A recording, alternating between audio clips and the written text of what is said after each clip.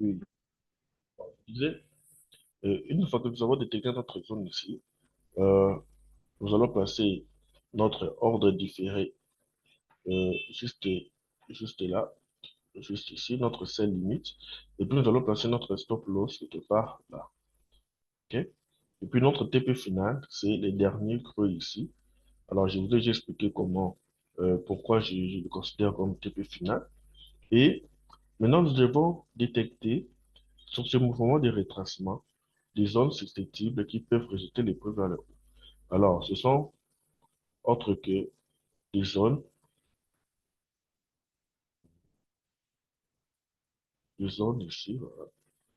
Des zones qui ont des OB, des OB valides, comme j'avais dit, et ces OB-là qui doivent aussi contenir des imbalances, ok? C'est parce que cette imbalance ici va nous confirmer que voilà, les prix pourraient revenir dans cette zone-là pour combler et répartir vers les sens opposés. Alors, ici, l'attitude à avoir ici, alors là, on peut l'appeler TP1, TP1, et puis ici, nous aurons TP2, et puis là, on aura un TP final. Ok. Alors, déjà, lorsque vous allez prendre votre position là, ici, l'idéal, c'est de pouvoir déjà prendre un lot qui ne serait pas un lot minimum. Ok. Chaque actif a des lots minimum. Par exemple, je peux donner l'exemple de Step Index, par exemple. Step Index, il faut prendre des lots qui vont vous permettre de pouvoir effectuer des prises partielles. Par exemple, quand on prend Step Index, sur le minimum, c'est 0, 0,1 par exemple. Ok. Quand tu prends déjà 0,1, tu n'auras pas la possibilité de pouvoir faire une prise partielle. OK? Alors que par contre, si par exemple, moi, ce que j'ai fait, après avoir observé des TP comme ça, TP1, des zones d'obstacle, TP1, puis TPD, puis mon TP final, cela signifie que pendant la descente du prix jusqu'au TP final, je dois effectuer des prises partielles. C'est-à-dire, si le prix arrive sur ma zone de TP1, je fais quoi? Je fais une prise partielle. Si le prix arrive sur ma zone de TPD, je fais une deuxième prise partielle. Et puis, je laisse les restes couler. OK? Alors, c'est plus facile de le faire sur téléphone. Voilà. Là, je prends par exemple, là, je donne l'exemple. Lorsque il y a chute, alors il y a des fortes probabilités que cette zone ici peut aussi rejeter les prix et les prix ne redescendent plus. OK? Alors, il y a aussi une probabilité que pendant la chute, les prix peuvent faire juste un léger retracement sur cette zone et puis redescend sur cette zone et puis il retrace et change de direction et la tendance va vers la hausse. Il peut aussi avoir une possibilité où les prix retracent simplement comme ça, retombe, retrace, retombe et puis arriver jusqu'à mon TP final. OK? Pour éviter de tourner en rond, de manière à ce que, parce qu'il y a aussi des cas où, lorsque le prix arrive là, le prix nous sort vers notre stop loss. Et du coup, nous allons perdre et les bénéfices que nous avons gagnés et nous allons sortir en perte. OK? Alors, lorsque nous allons prendre position ici, OK? Alors, il serait préférable de prendre un lot qui peut te permettre de pouvoir déjà effectuer des prises partielles. C'est-à-dire, il faut éviter de prendre le lot minimum. OK? On prend, là, je prends, par exemple, là, je prends mon lot, hmm, je prends mon lot ici. Je vais prendre mon lot R. C'est un exemple que je donne, hein. Je prends mon lot 1,00. OK? Arrivé ici, sur mon top 1, admettons que j'ai déjà un bénéfice de $100. OK? J'ai déjà un bénéfice de $100. OK? Alors, qu'est-ce que je vais faire? Pendant la chute,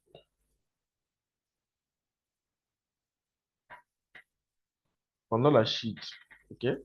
Étant donné qu'ici, j'ai déjà $100 de gain, alors, étant donné aussi que cette zone est une zone de support qui remplit tous les critères, qui entre les balances, je vous avais dit, à chaque fois que le prix couvre une imbalance comme ça, il repart souvent vers le sens opposé.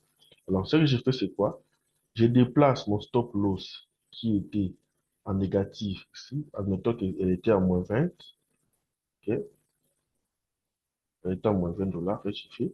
Je déplace mon stop loss. Je le place en positif, en break-even.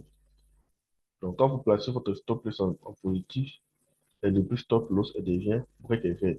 Alors, je peux le placer ici à, par exemple, à $5. Ok? Je place mon stop loss là, à $5 ici. Alors, je vais prendre mon lot 1. Alors, lorsque le prix arrive sur mon TP1, je suis déjà à $100 de bénéfice. Alors, qu'est-ce que je peux faire? J'ai réduit le lot. OK? Je peux dire, bon, je suis déjà à $100 de bénéfice. J'encaisse la moitié. Il y a une possibilité sur MetaTrader où vous pouvez encaisser la moitié du lot. OK? Vous pouvez encaisser la moitié de votre bénéfice et puis laisser le reste couler. Alors, dans mon cas ici, ce que je fais, je prends mon lot, je vais réduire. OK? Dans votre MetaTrader, lorsque vous allez rentrer au téléphone, bien sûr, et on le fait souvent, plus souvent au téléphone, vous allez entrer, vous allez dans fermer position. Lorsque vous entrez dans fermer position, ne fermez pas directement. Vous allez là, on écrit les lots. Par exemple, 1,00. Vous effacez, vous écrivez par exemple, si par exemple je vais par exemple sauvegarder la moitié de mon gain ici, je vais écrire, je vais couper, au lieu de couper le lot, je vais couper 1,050. OK? Cela signifie que à mon TP1 que je vais faire, j'aurai déjà encaissé $50. OK? Donc, quand vous écrivez comme ça, et puis vous allez fermer la position, vous allez voir que il y aura sur votre position en cours $50 qui va rester. Il y aura $50 qui va rester. Et dans votre position clôturée, dans votre historique, vous allez voir aussi euh, $50. OK? Alors, ce que moi j'aime faire, c'est quoi? Après avoir euh, sauvegarder mes gains ici, tout peut arriver. Il se pourrait que les prix, une fois sur ma zone ici, le prix retrace, paf, il me sort en break-even. Donc, je vais placer mon break-even à $5. Donc, j'aurai au final un bénéfice de $55. Vous voyez, l'importance de prendre votre plus parcelle. Supposons que vous n'avez pas sauvegardé $50 et vous n'avez pas non plus placé votre BE à $5, OK? Et que le prix est tracé et vous sort en perte, OK? Ça arrive aussi. Alors, il arrive aussi des moments où euh, vous avez sauvegardé et le prix retrace juste à votre break-even et puis il continue sa route, OK? Et là, vous serez sorti toujours gagnant avec $55 de bénéfice. Donc, mieux vaut ça que rien. Alors, prenons l'exemple où le prix continue. On on va par exemple là, on avait sauvegardé notre $50 et, et là, on a la chute par exemple qui continue. On va donner l'exemple de graphique. On a la chute qui continue jusqu'ici. Alors, arrivé ici, nous sommes par exemple à $75 de bénéfice. OK? Déjà, on avait déjà eu à sauvegarder. J'ai écrit montant sauvegardé. Montant sauvegardé. La première somme qu'on avait sauvegardée, c'était $50. OK? Les restes des $50, parce qu'ici, à partir d'ici, on ne serait plus avec le lot 1 du départ, puisqu'on avait sauvegardé la moitié. Donc ici, on va trader avec un lot 0,50. OK? Et puis ici, il nous restait $50 que nous avons laissé couler. OK? Alors, supposons que la chute a continué. Alors, arrivé ici, à notre deuxième obstacle que j'appelle TP2, Tu peux aussi te dire, voilà, cette zone peut aussi rejeter les prix vers le haut. Alors, qu'est-ce que tu fais? Tu peux aussi déplacer, tu déplaces ton break-even, ok? Derrière, derrière cette zone, ok? On va déplacer notre break-even derrière notre zone ici. Voilà, je place mon break-even jusqu'ici, ok? Alors, le break-even ici, elle peut être, je peux dire, à 17 dollars, ok? Ou, bon, je mets 15 dollars. 15 dollars, ok? Je déplace mon break-even. Là, je mets mon break-even ici à 15 à 17 dollars. Et puis ici, je prends encore la moitié. Donc, c'est-à-dire, je réduis mon lot 0,25. Ce qui veut dire qu'ici, je vais laisser une affaire de 32 dollars, 32,5 dollars couler, 32,5 dollars couler. Et puis de mon côté ici, dans les gains sauvegardés, j'aurai 32,5 USD. Alors, il peut arriver que les prix fassent quoi? Les marchés retournent. OK?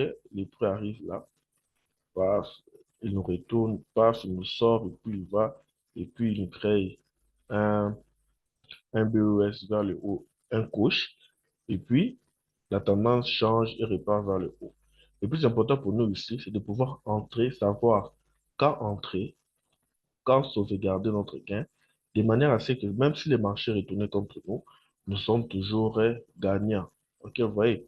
Alors ici, s'il arrivait que les marchés, les prix retournaient et nous sort ici, on va sortir avec un profit de 15 dollars plus cette somme sauvegardée ici. Vous voyez qu'on sera toujours gagnant. Alors, je donne l'exemple ici, on continue. Et si la chute continue jusqu'à notre TP final, ok, jusqu'à notre TP final, ou jusqu'ici, à notre niveau ici, cette zone rejette les prix, cette zone rejette les prix vers le haut, paf, on sort ici. Alors nous allons sortir ici avec une perte de 15 dollars, 15 dollars, avec un bénéfice de 15 dollars. Pourquoi? Parce que les prix a touché notre stop loss, notre break-even. OK? Alors, et puis, après ça, le prix continue. Voilà, le prix continue vers la hausse. Paf, il vient de créer un coach ici. Il réintègre. Il va et puis la tendance change. Ça arrive aussi. Alors, du coup, faisons un bilan. OK? Faisons un bilan. Donc, l'effet de sauvegarder nous avons permis de sortir avec un bénéfice de, malgré que le prix n'est pas arrivé sur notre TP, on aurait quand même gagné un bénéfice de 97 dollars. OK? 97 dollars sur cette opportunité de vente ici. OK? Donc, sur cette opportunité de vente ici, on aurait déjà encaissé 97 dollars. Alors, par contre, si vous n'avez pas fait de prise partielle, c'est-à-dire vous avez mal managé votre position, parce qu'il y a d'autres traders ici qui sont, une fois qu'ils ont placé leur... donc, il y a d'autres traders, qu'est-ce qu'ils font? Une fois qu'ils ont placé leur stop loss ici et leur TP ici, ils sortent, c'est-à-dire ils laissent, pour eux, ils se disent que voilà, pour eux, ils se disent que qu'est-ce qu'ils se disent? Ils se disent que voilà, le prix va chuter jusqu'à mon TP. Ok. Alors, vous allez le voir encaisser. Déjà ici, il est à 100 dollars de bénéfices. Là, il est à 200 dollars de bénéfices. Déjà, lorsque le prix a déjà chuté comme ça, le mieux serait au moins de ramener ton stop loss ici en positif, même ne fût qu'à 1 dollar de bénéfice ou à 0 dollar de bénéfice, de manière à ce que où il peut avoir retournement, tout peut arriver. Au cas où il y a retournement de position comme ça, tu sors au moins avec 0 dollar ou carrément appliquer euh, ma technique de prise partielle, c'est-à-dire tu détectes des zones qui peuvent rejeter les prix vers ton sens opposé, qui contiennent des lignes balances, qui ont des OB valides, et très souvent, euh, qui fait des prises partielles à chaque fois que les prix arrivent sur ces zones-là. OK? Parce qu'à tout moment, les prix pourront aussi réagir là, et repartir vers le sens opposé. L'idéal, c'est de gagner quelque chose dans chaque prise de position. Supposons qu'une personne ici euh, n'avait pas fait de prise partielle et qu'il était sorti sans pouvoir sauvegarder ses gains. OK? Alors, combien serait son bénéfice ici? On avait dit par exemple les stocks c'était à moins 10 dollars. OK? Alors, lui il vient, on est là, paf, le prix arrive là, le prix retrace, le prix le sort à moins 10 dollars. Alors qu'il pourrait bien bénéficier de cette cheat ici. Alors, l'idéal, c'est de pouvoir placer des zones d'obstacles et puis faire des prises partielles à chaque fois que le marché évolue. Donc, j'espère que j'ai été clair dessus. Alors, allons dans les graphiques pour pouvoir donner quelques exemples.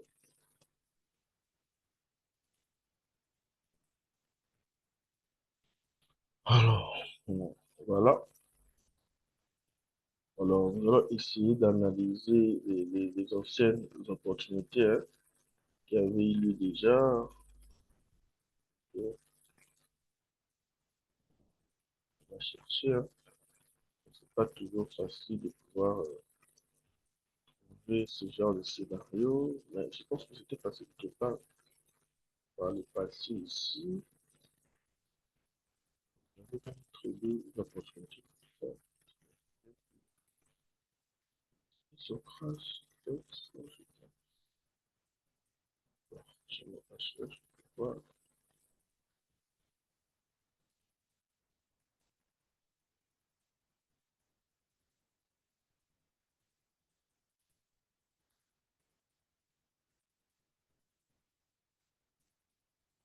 Non, c'était bon. On va trouver l'opportunité. C'est quand même un peu difficile. Alors, voilà, même hier, je pense, il y avait eu,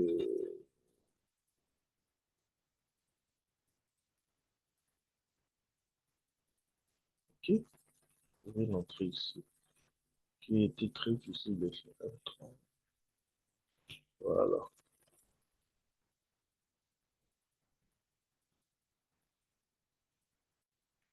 Voilà.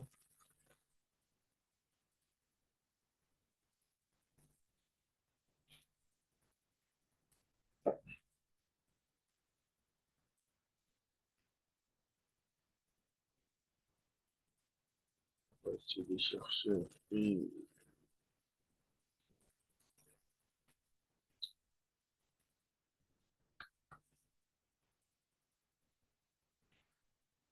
Je pense ici, hein. Voilà, il y avait, voilà, ici, je peux retourner.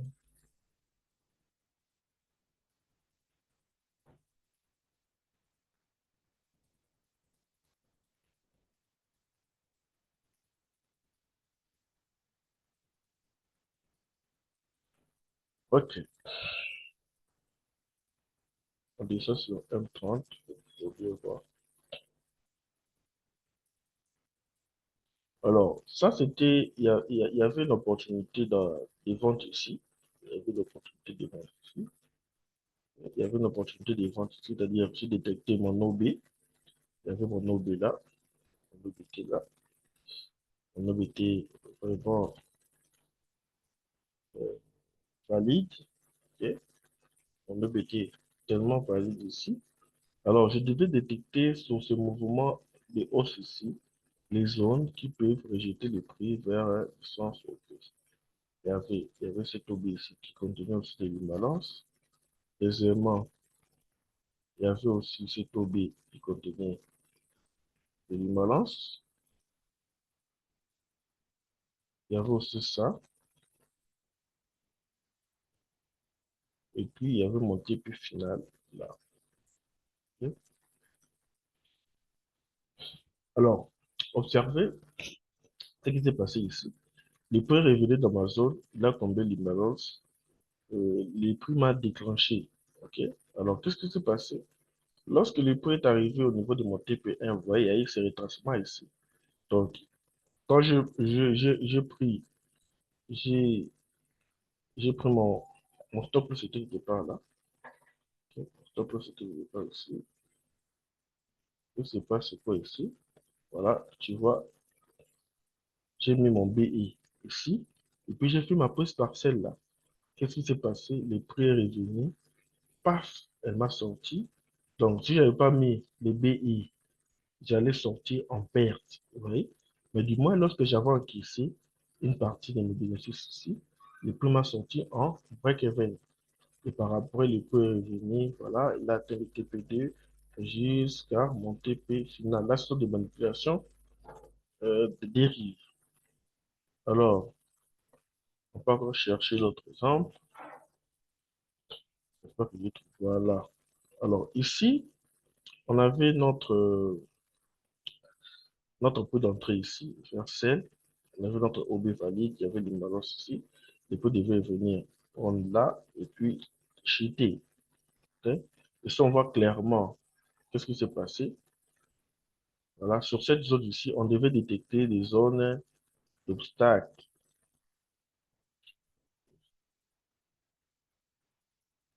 Zones d'opportunités qui sont passées il y a longtemps. Donc, pour expliquer ça,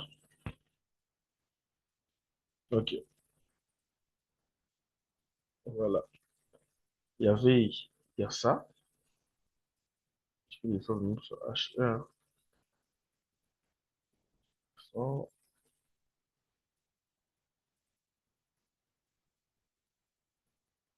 200, voilà. Il y a ça. Alors, qu'est-ce qui se passe ici? Voilà. Les prix, j'avais dit, il y avait mon OB valide ici, il y avait mon imbalance ici, donc les prix devaient venir là, me déclencher vers celle. Alors, ce qui s'était passé ici, c'est quoi? Les prix, effectivement, est revenu me déclencher comme prévu. Il n'y a pas moyen de zoomer, hein. Bon, le prix est revenu me déclencher comme prévu.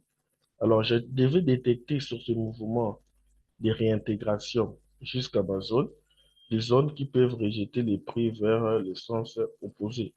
Alors, ça devait être des OB qui remplissent aussi tous les critères, c'est-à-dire OB valide, imbalance et tout. Alors là, je vois, il y avait mon OB ici. Bon, tu veux aussi prendre ça, hein, c'est la même chose. Donc, si tu prends ça, c'est la même chose là. La deuxième, elle était là, et puis la troisième, quelque part ici. Alors, donc, je prends, qu'est-ce qui se passe ici? Mon stop loss était quelque part derrière là. Donc, il y a les prix il y a les prix qui me déclenchent. Ok. Après m'avoir déclenché, je mets mon break-even quelque part ici. Mon TP1, c'est ici, sur cette zone ici. Vous voyez les prix arriver sur mon TP1. Elle a réagi un peu. Ok. Là, j'ai déjà fait ma prise partielle. Le prix a réagi un peu, voilà, et puis il a cassé jusqu'à mon TP final. Il y a des moments où les TP1 ne vous sortent pas directement. Ok. Ça peut aussi arriver. Alors, ça, il y avait juste que, voilà. Il y avait aussi cette opportunité-là. Moi, je fixe toujours le TP1. Voilà, il y avait un OB valide, tout était valide. Alors, le prix m'a déclenché là. Ça, c'était mon TP1. Qu'est-ce qui s'est passé? Les prix, il y avait mon TP1 qui était là. Ça, c'est mon TP2. Et puis, il y a mon TP final. Là. OK? C'est mon TP final. OK? Qu'est-ce qui se passe? Lorsque le prix est arrivé sur mon TP1, Qu'est-ce que j'ai fait? Je déplace mon stop loss en positif. Je déplace mon stop loss en positif. Vous voyez que le prix a réagi sur mon TP1. Et puis, le prix est arrivé sur mon TPD. Qu'est-ce que j'ai fait? Je déplace mon stop loss quelque part ici. Ok? Malheureusement pour nous, ici, on était sorti. Pourquoi? Il y avait eu ce rétassement ici qui aurait dû nous sortir en break-even. Ok? C'est pour ça qu'on n'avait pas repoussé notre break-even. Là, vous voyez que le prix a réagi sur mon TPD. Le prix a réagi aussi sur mon TP3. Alors, ceci va vous éviter de pouvoir subir de forts rétracements causés parfois même par ces zones-là. Alors,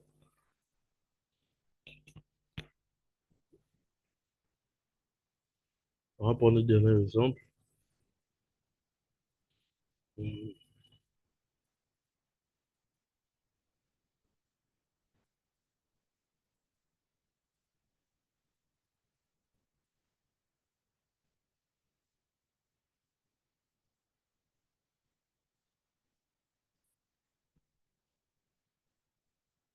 bon, ici, il y a aussi ce qui se passe. On va trouver un exemple un peu clair.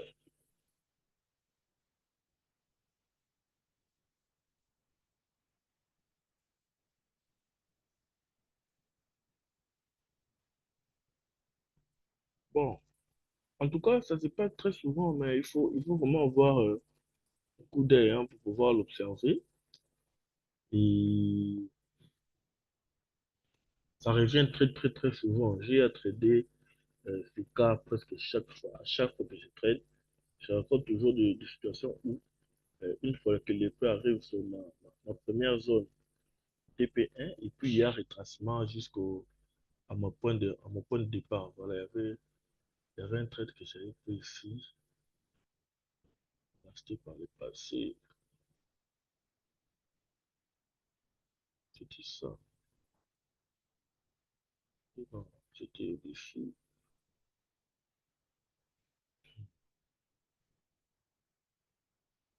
Ça fait longtemps que j'ai, ça fait longtemps que j'ai tradé les indices, hein. Donc, raison pour laquelle vous ne trouvez pas des opportunités récentes, mais des anciennes opportunités, parce que ça fait vraiment longtemps que j'ai à trader les indices. Voilà. Sauf qu'il y a pas un autre exemple ici. Bon. Alors, ici, on peut voir que voilà, c'était appliqué. Il y avait l'Amazon qui était très valide là. Il y a mon prix d'entrée ici. Ok. Sur cette zone ici, bon, pas, sur la réintégration, le mouvement de la réintégration jusqu'à la zone, on doit détecter nos OB. Mais pour bien le voir, je dois mettre sur H1. Attendez, on revient là-dessus. On va revenir encore en arrière. C'est très long. Voilà. Ce sera très visible ici. Et tout. Voilà. C'est ça. Alors, ça, c'est le mouvement de réintégration. OK? Les points que nous avaient déclenchés, j'avais dit on doit trouver sur la zone un OB valide qui contient de l'imbalance et qui peut rejeter les prix vers le sens opposé. Alors, dans notre cas ici,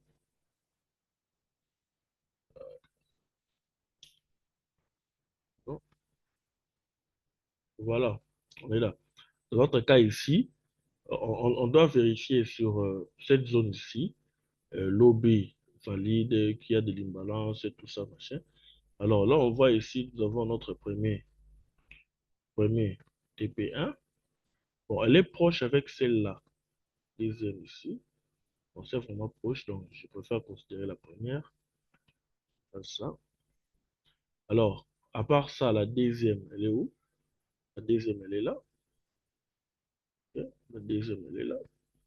Alors, vous allez voir que après avoir été déclenché, le prix est revenu sur notre TP1. Donc, ici, qu'est-ce qu'on aurait fait? On aurait pu euh, faire descendre notre BI ici, et puis on allait encaisser notre TP1 ici. Ok, on allait faire une prise partielle, 50% de notre profit. Alors ici, vous voyez clairement après là, qu'est-ce que ça fait? Le prix a retracé et puis la tendance a changé. Donc ça peut aussi arriver. Ok. Alors, même ici, la tendance, elle a changé. Ok. Mais nous sommes quand même sortis en profit. Pourquoi? Parce qu'on avait pu encaisser notre TP1 ici. Et puis ici, nous sommes sortis en break-even. Alors, il n'y a pas assez d'exemples, mais c'est juste de pouvoir retrouver mes anciens setups. Bon, il n'y a pas trop. Ici, voilà, il y avait l'entrée, mais les prix n'avaient pas. Les peuvent réagir, bien sûr, sur mon TP1, mais n'avaient pas ressorti. Oui, voilà. Bon, je pense que c'est clair, hein. J'espère que tout le monde a compris. Alors, si vous n'avez pas compris, vous pouvez toujours poser des questions. Voilà, il y avait un scénario ici où j'étais sorti en TP1. Voilà. Ok, ok, là, bon. Là, ici, on voit, il y avait tous les critères qui étaient remplis, hein. Ici, on devait prendre celle, ça descendre. Ok, voilà. Voilà, le prix nous a déclenché là. Ok. Alors, qu'est-ce qui devait se passer? Je devais trouver sur cette zone ici euh, un OB qui contient,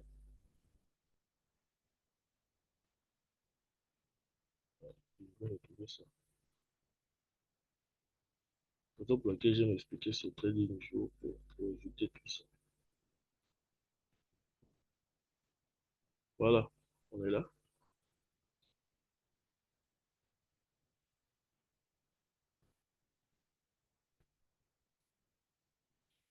Ok,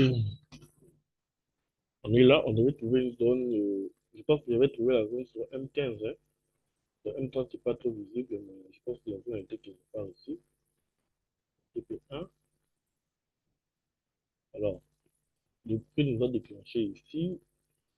Jusqu'à mon TP1, il l'a retracé et puis voilà, il est descendu jusqu'à mon TP1. Alors, j'espère que tout est clair. Et on se retrouve à la prochaine vidéo pour parler du